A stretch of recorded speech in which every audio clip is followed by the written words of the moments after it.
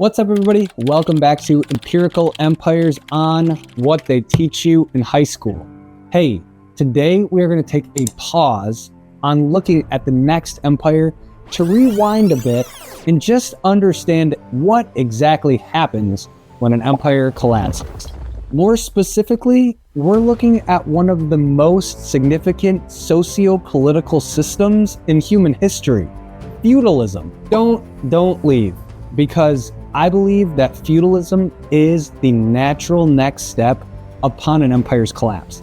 Even a modern empire, even this one.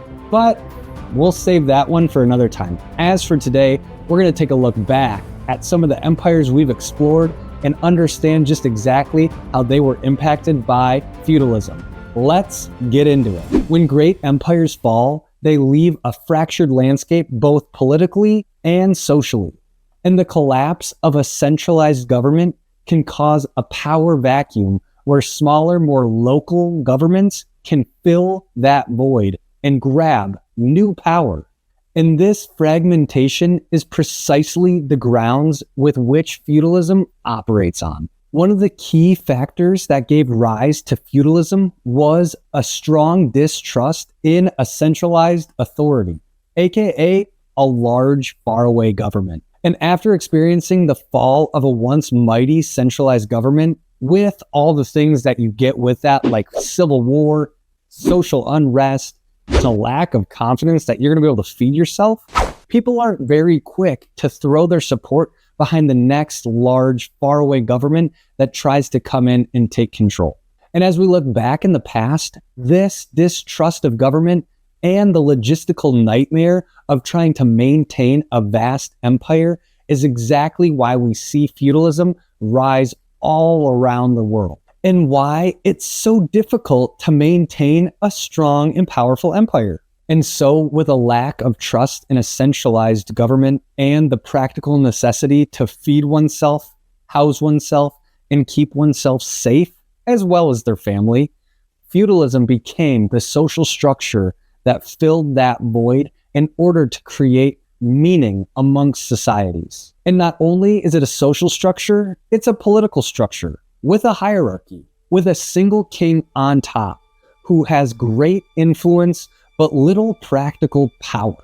And in the middle is a class of nobles and warriors that serve the king's needs and manage the king's lands. And at the bottom is the vast population of people living in the feudalist society. We know them as peasants or serfs. And just to make our way back up the hierarchy, the peasants and serfs worked the land that the nobles and knights managed in order to maintain a peaceful society within the king's kingdom. But obviously, there was a catch. One being that those nobles and knights also had to provide for the king a military.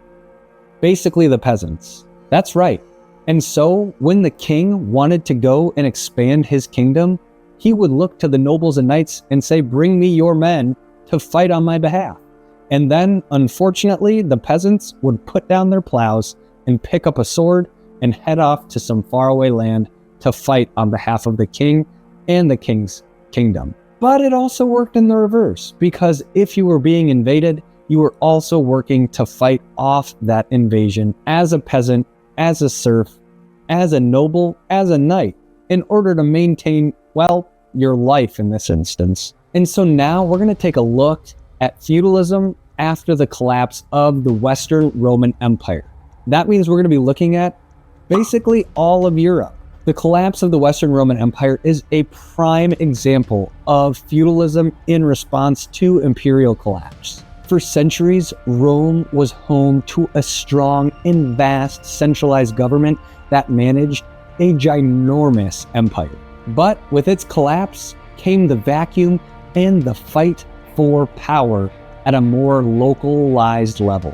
And we see just that take place in the collapse of Rome, with the response of Europe becoming small kingdoms and territories. And it's not like they didn't try to unify Europe and make it a strong centralized empire once again. We're going to look at Charlemagne's efforts to expand his Carolingian Empire next. Taking a look at Charlemagne, or Charles the Great as he was known before he became Charlemagne, is a great example of the logistical and practical nightmare that is maintaining an empire.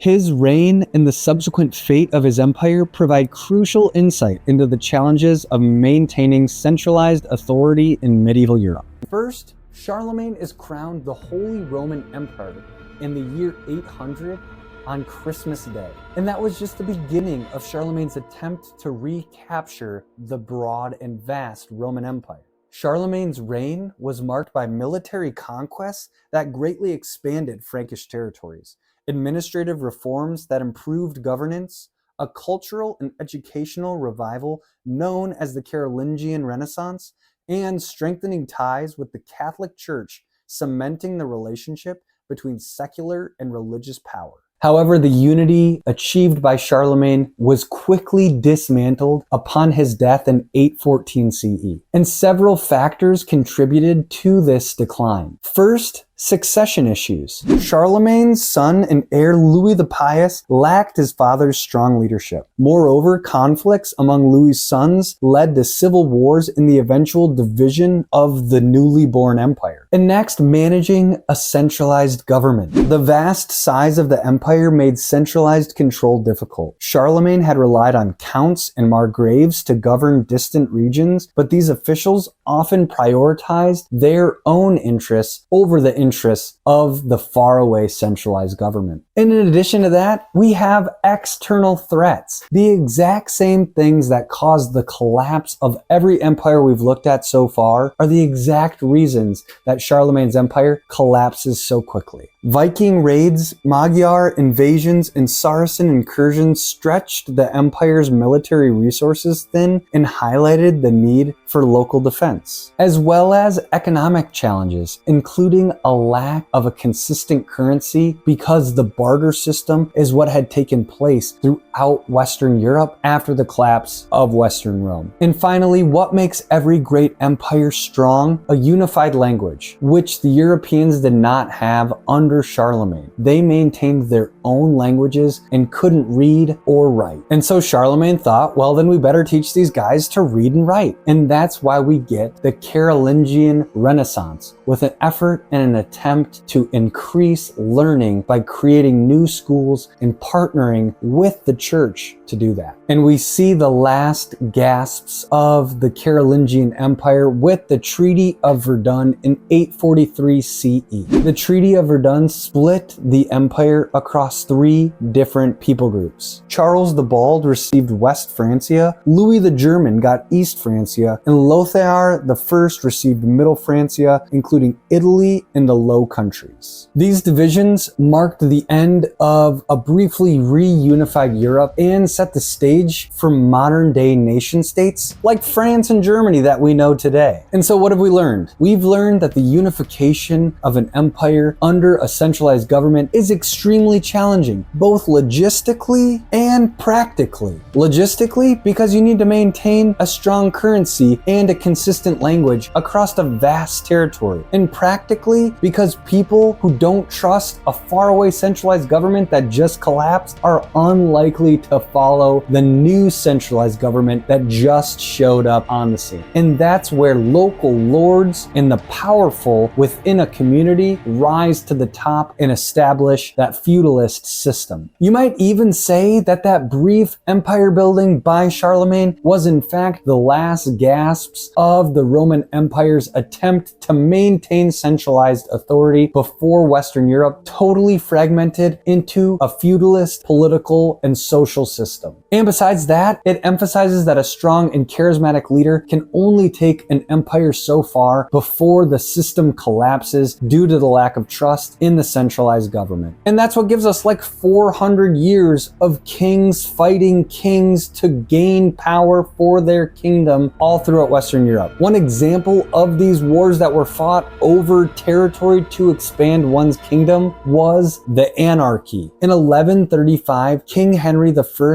died without a male heir. His daughter Matilda was designated as his successor, but her cousin Stephen claimed the throne. What follows is a 19-year-long civil war where nobles put their allegiance in whoever it made sense to put their allegiance in at the time. And honestly, that's what makes feudalism so crappy. The powerful people would choose to do what was in their personal best interest at the expense, quite literally, of the peasants and serfs who fought and died on their behalf. And without a strong centralized authority, the entire country collapsed into chaos and all-out war. We see feudalism pop up all around the world, including Japan, Vietnam, and Portugal as some examples. And we still see echoes of feudalism playing out today between the fight for centralized power and local control, the importance placed on personal loyalties in political and business relationships, the lingering fascination with noble titles and genealogy, and the complex interplay between political, military, and economic power in modern states. So listen, feudalism is inevitable. It's what happens when an empire collapses. The centralized government no longer has the authority and the trust from its people to govern, and therefore smaller groups of people form cohesive units with a single leader that they trust and know that will keep them safe and perhaps expand their authority to the local territories around them. And there you have it, folks. That's what I've got for you today. Thanks as always for watching Empirical Empires on what they teach you in high school. Hey, my name is Jay. Thanks for watching. Make sure to like, subscribe, hit that little bell button so you know I'm coming next time. Make sure to go and watch all the other videos on Empirical Empires. This one will make more sense when you do. Thanks for watching. We'll see you guys next time. Peace.